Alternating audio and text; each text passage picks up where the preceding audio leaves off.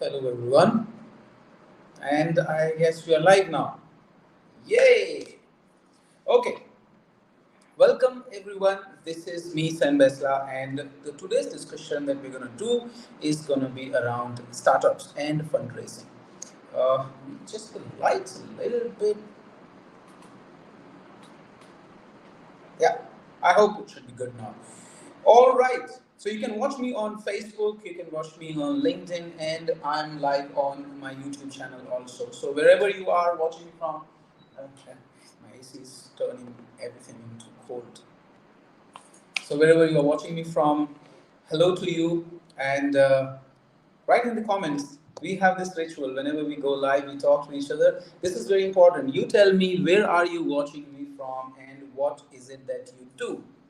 Okay, today this is something that we're talking is interesting and exciting. And see, the topic might say that it is a fundraising for startups, but basically what I'm talking about is a business.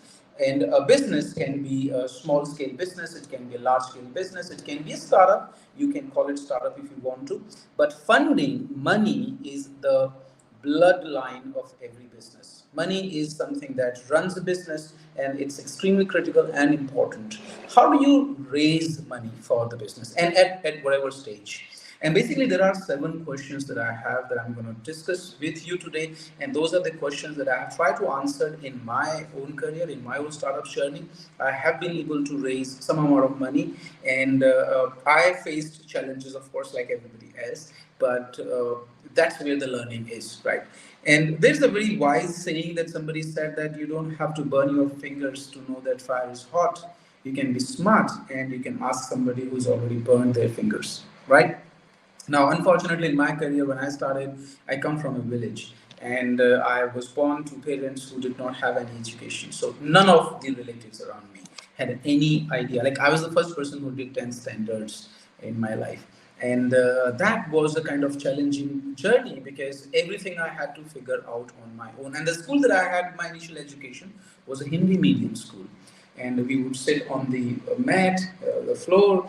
And when I came to Delhi in 2000, no, not 1998, after completing my 10th standard, that was the time I went into the school, which is now another Sarkari school, a government school, but the medium of instruction was English, and I had no idea what to happen.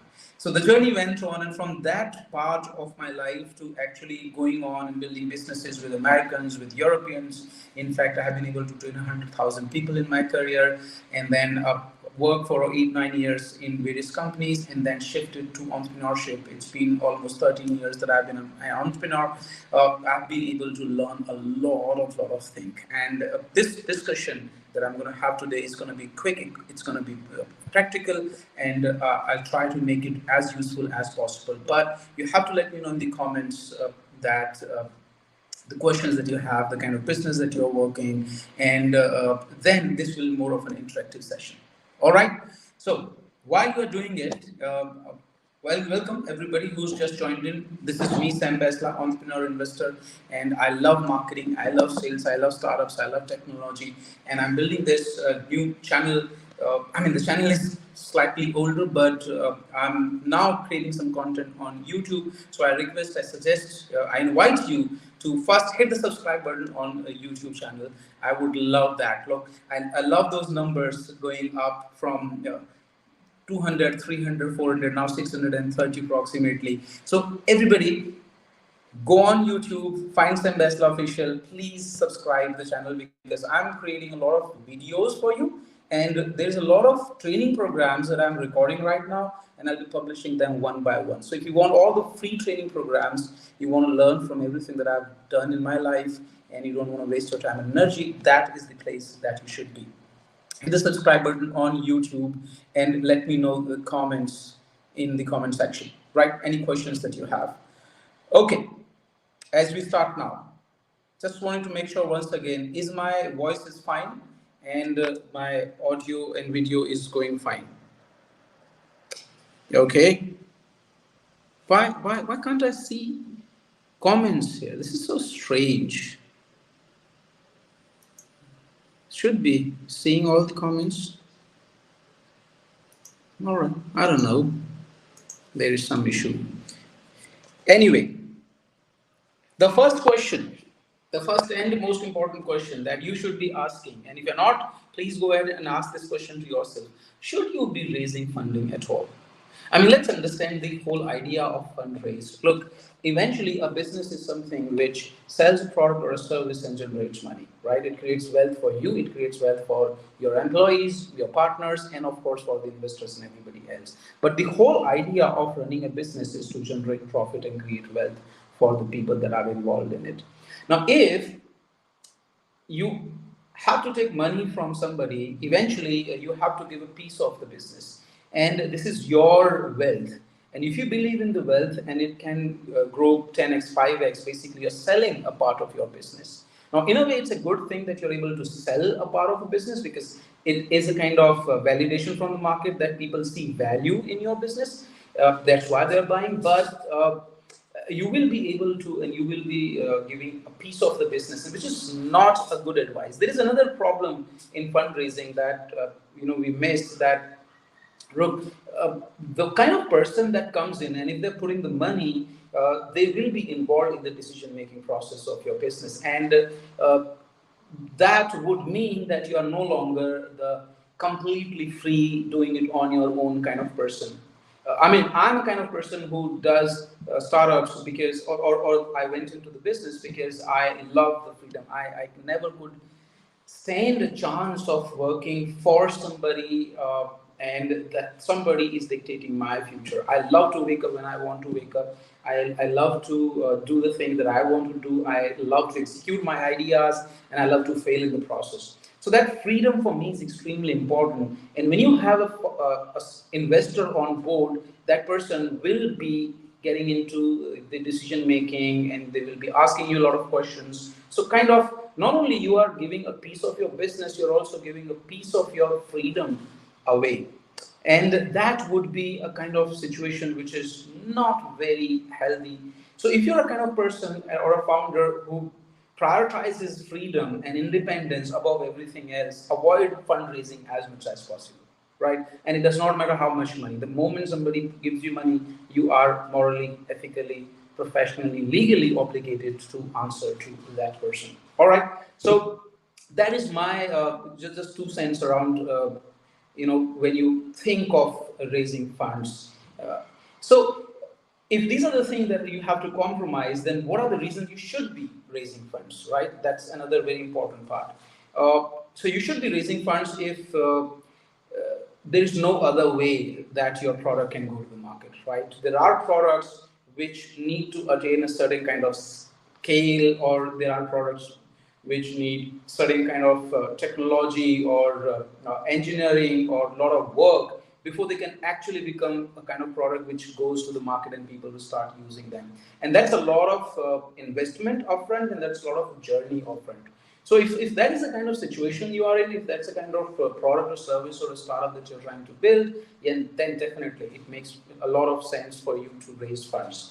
Uh, then there are situations wherein you have built a product on your own and now is the situation wherein you want to go for scale and the business will not grow fast enough or the competition will come and kill you if you do not scale fast enough, right? And that is the time wherein you definitely should be looking to raise funds. So there are a lot of if and but in this whole thing, but I kind of gave you two different words views at the moment, that whether you should be raising funds or not, and if you do decide to raise funds, you kind of understand that when to raise funds, right?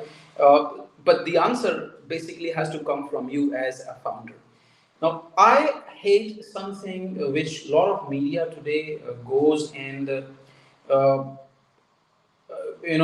propagate as a sign of success. Somebody raised funding is now seen as that person has made it.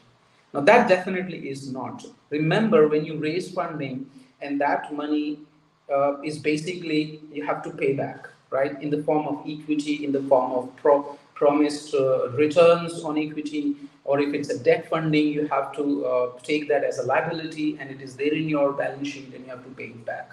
Now, so back in the old days, I come from a village. In our village, whenever you take money from somebody, the borrowing was not seen very, very positively, right? All your relatives, your mom and dad would be like, "Oh, you're doing so bad in your life that you have to take money from somebody." But now, all of a sudden, taking money from the world is now kind of celebrated as a sign of success. And there is a high, the lot of businesses, I mean, let's take Baiju's for example. The valuation went to $22.5 billion dollars, and it's less than $1 billion now. So this is a high. Oyo, Paytm, and you talk about everything. Now, in the process, you might be arguing at some point of time that look, but the founders made their money. Yeah, if that's the kind of money that you want to make, probably that's the route for you. And I think they also got lucky. The market was different back then. The lockdown, COVID happened, and kind of gave a push. And investors are also, in a lot of cases, follow herd mentality. They run after a particular sector and industry, and they run are they are run by FOMO, fear of missing out, in a lot of cases. But what my point here is that I personally have a worldview wherein you should avoid raising funds as much as possible. And that allows you to be in control, build the business at your own pace, retain your freedom, and yeah, run the way you want to run, solve the problems that you want to solve. Not every race is supposed to be run by you. You choose your races to run. And that's the kind of person that I am. I do startups or business for fun, for the freedom that I have. And if it doesn't make me $1 billion, it's absolutely all right. I'm happy with the kind of money that I make, and that's good enough for me. So it's a kind of priority shift that you as a founder or as a company owner have to decide. All right. So that's my 2 cents or suggestion on the question number one, which is should you be raising funding or not? Okay. Now, coming back to the questions that a lot of people are asking in the comments already. So, I welcome all of you once again, guys. This is me, Sam Baisla. I'm an entrepreneur and investor. I work with startups, I help them go to markets, scale, fundraise, and I operate in a lot of international areas. So, I welcome, and I now am trying to do a lot of content, a lot of sessions, and sharing my experiences and learnings with all of you and help as many people as possible. This is a session part of the series that I'm going to do. And today we are talking about fundraising for startups and businesses. I'm live on Facebook, Instagram, not on Instagram, I'm live on Facebook, YouTube, and LinkedIn. I appreciate if you can make comments in the section so that I can see the comments and get back to you and answer those questions. And I would also really, really appreciate if you can go on my YouTube channel and hit the subscribe button. I really appreciate that. There's a lot of value that I'm creating, a lot of content, and a lot of free courses that I'm launching, and you would love all of those questions. All right, coming back to the questions that people are asking me, I see a lot of questions on LinkedIn already. Okay, Dr. Shekhar Pawar is saying my solution has 400 million SME. Okay, I'm going to put the questions onto my screen. So if you want your question to be featured on the screen, just let the comments ring in, and I'll pull up your question here, and I will address that question. So Dr. Shekhar Pawar said my solution has 400 million SMEs as market. I will target 5 million SMEs in 5 years. Okay, my understanding of this is that you're trying to say that you would target 5 million SMEs for like fundraising or helping them in fundraising or something. I didn't understand the question, to be very precise. There's a question by Munna saying on YouTube says, do you want to say that investor don't align with founders' vision and thinking? Mostly, yes, they do not. And why I say that, because you wanting to solve a problem, and you are driven by that problem, and you are passionate about it. That's why you're doing entrepreneurship. Or maybe you love your freedom, or maybe you want the whole hustle of it. There is adrenaline in it, right? But the investor's sole purpose is to double, triple, quadruple their money. They are not passionate about the problem you're solving. They don't care about that, and they really don't care about your freedom or your happiness or whatever the things that are important for you. All they are looking for is that I'm giving you $1 million tell me if you can give me 10 million, 50 million, 100 million. That's the kind of thing that your investors have. So no, the investors don't align with your vision and your thinking, right? Obviously they will not say all of that, right? And nobody is going to put in the money and say, you know what, I don't believe in your vision and I don't care about your vision, just I'm caring about the money, I'm giving you the check and give me my money back, and that's the only thing that I care about. They will not say that. But that's what the reality is. All right, that is what the reality is. We've seen things wherein founders have been kicked out of their companies. We've seen things wherein founders end up working for the investors because they ended up diluting a lot of equity in the early stages, and they ended up giving too much control to the investors outside. Okay, so that's what I think. Dr. Shekhar Pawar has another question. 90% of companies are SMEs, which is 400 million. Yeah, I know that, but what's the point, Dr. Pawar? I understand that there are many SMEs that are operating, and there's a huge market, small and medium enterprises. There is, availability today that people can actually go and do an IPO. SME IPO is quite easy nowadays, so you can do that. There's also a way of raising funds, but I don't understand the question. All right, coming back to our question number two, which is when should you raise? Right? That's the question. When should you raise? Now, when you should raise is a question which I kind of answered earlier, but I'll quickly wrap it up once again. If your product will require a lot of upfront investment, if the product development will require a lot of R&D, upfront investment, you have to hire team and people, and probably buy stuff, then definitely don't jump into the startup before you've secured funding, right? And that's a precursor to that. The second time you should be considering when you should be raising funding is when you've achieved a product market fit in your own understanding, and I'll talk about that in the next question.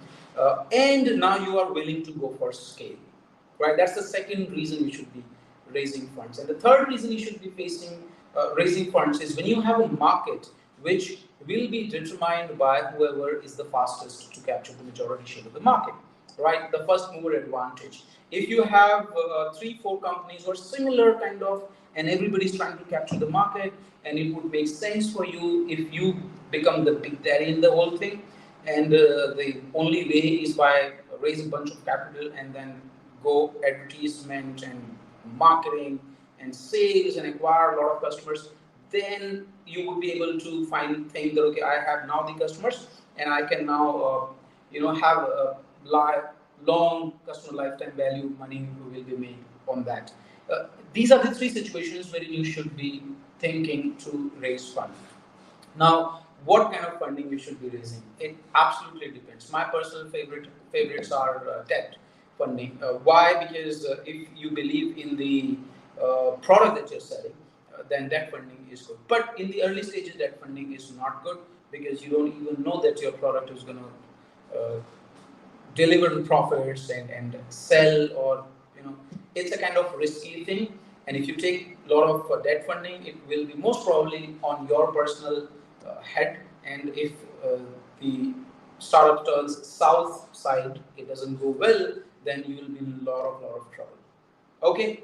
So what is the process of fundraising? What is the fund readiness that we say? And this is the question that investors are also looking for. When you go and approach them for fundraising, they also see that, okay, are you fund ready or not? And therefore, it makes a lot of sense for you and also as a founder to ask this question to yourself: am I fund ready? Right? I want to raise fund. I need to raise fund. This is the right time. But am I ready for those discussions, for those negotiations, and what is the preparation that I have to do?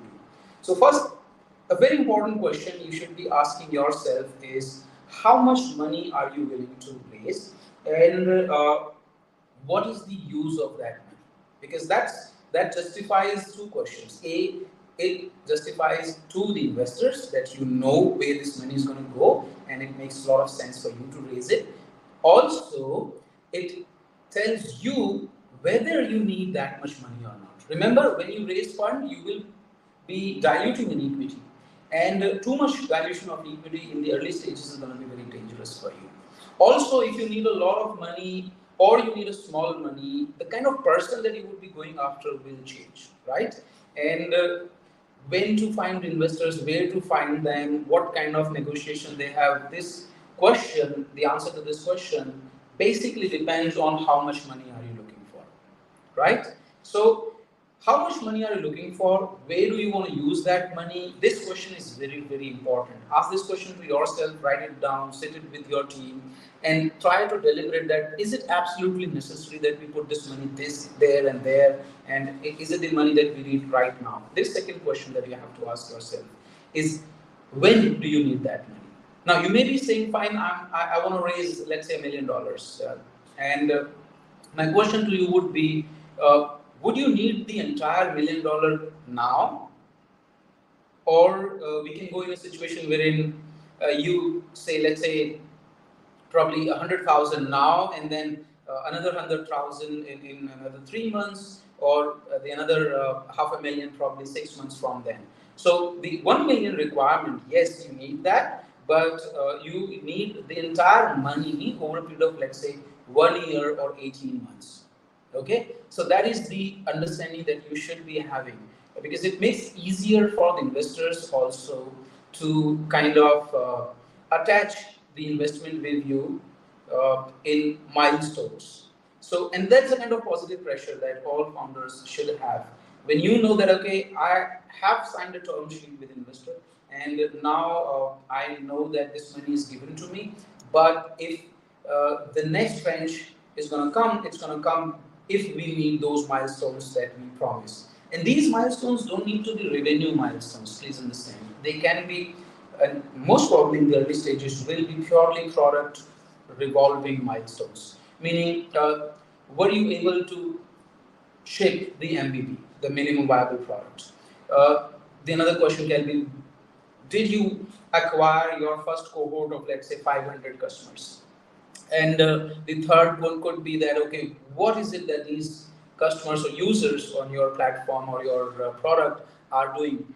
Is there improvement in their behavior? Are they coming back again and again? Are they spending more time on your platform? Are they, and in a very different kind of situation, I should say, are there repeat purchase orders, or are these guys reviewing you better? Are these guys going and talking to their friends? Are you building a wait list, something, some progress milestones that have to be decided internally between you and your teams, which shows that you are making progress on the product side of it, right? And we call that the proof of progress.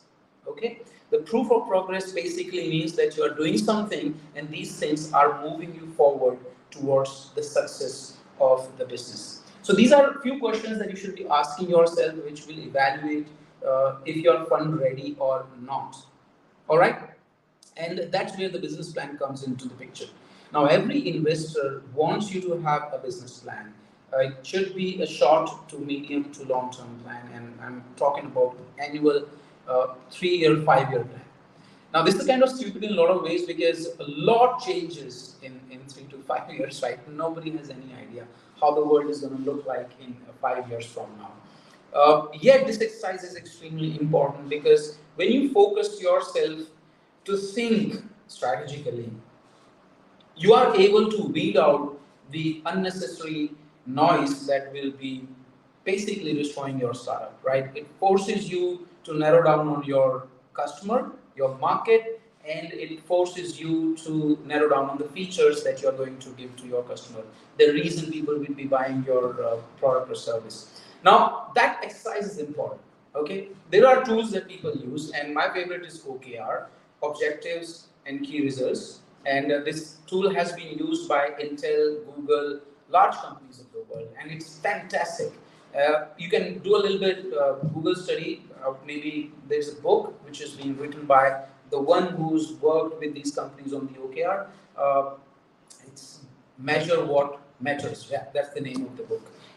Also, I'm running a program simultaneously wherein I work with startups and I mentor them on how they can fine tune their business at the moment on the product side of it, or on the sales side of it, or on the go to market side of it.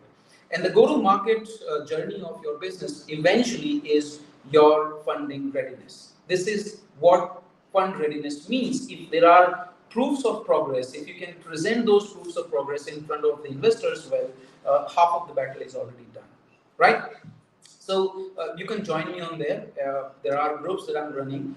Uh, we are building this Nexel community, so you can join also, and you can be part of those programs with me. Coming to the third question, well, the fourth question now. Okay, uh, how to become fund ready, right? That's important. And I want to take a little pause before I get into this because I want to check if there are questions that people are asking or expecting me to address, and I'm not able to see because I'm not able to see the questions here of a lot of questions. So I'm just going to pull up some of the comments that people are asking, show it on my screen, and let's see if you can grow. Oh, it's a big question. Dr. Seix, I'm looking for investment for my new cybersecurity innovation as a venture providing tailored cybersecurity framework for small and medium enterprises, a SaaS platform. This new venture is in USA. There are 400 million SMEs worldwide. I'm getting good response from VC investors from very soon. Okay, long message.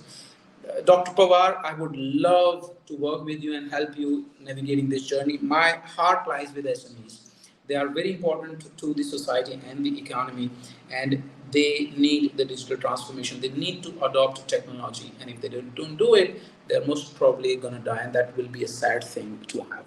So let me know in the comment section. No, not in the comment section. Send me a DM, and I would be very, very happy to talk to you and discuss with you what can I do to help you take off this idea from the ground and reach out to the world that it should reach. There is another comment somebody has made. Sam, if an idea has a solid business model, generates revenue, and prioritizes sustainability, would investors be interested in investing it nowadays? Absolutely, yes, Dheeraj.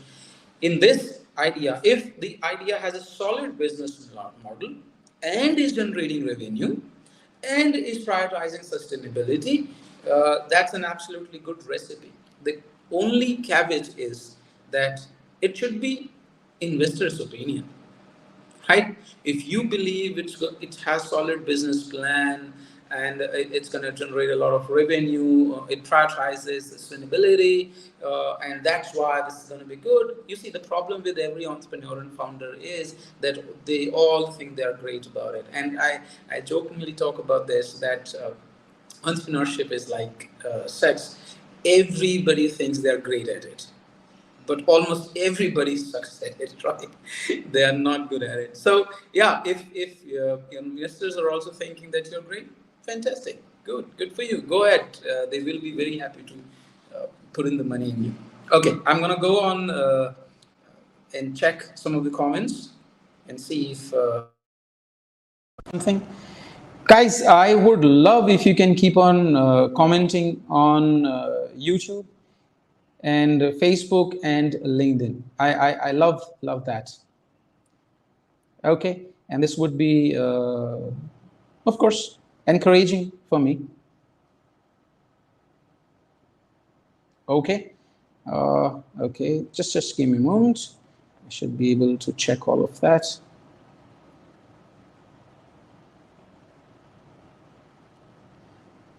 Okay, so let's take a 1 minute pause here, and I'm expecting you to leave comments in the comment section, and I would love I would love to address that. And also tell me, where are you watching me from? It's always fun to know the people are watching from different countries.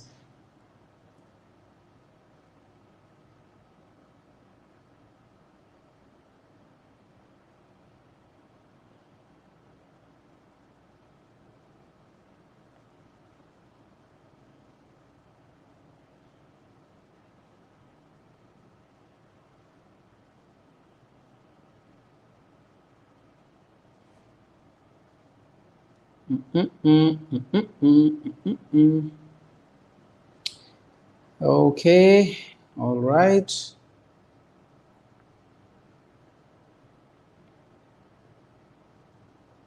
I needed to share this to a lot of groups where people were asking and kind of forgot it because my team is not part of those groups and I couldn't share in those groups, and that's just not all right. So just give me a moment. I want to share the link with the people that I said I will share. Otherwise, they'll miss out the entire live discussion.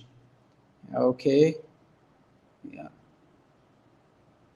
And hey, by the way, how many of you are actually in this stage of fundraising?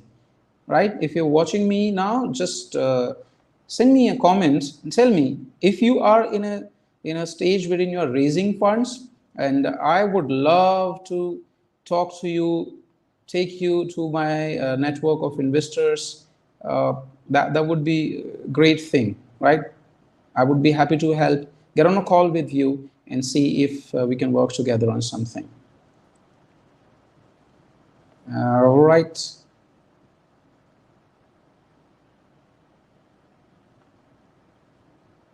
And I think I'll be done. Yeah.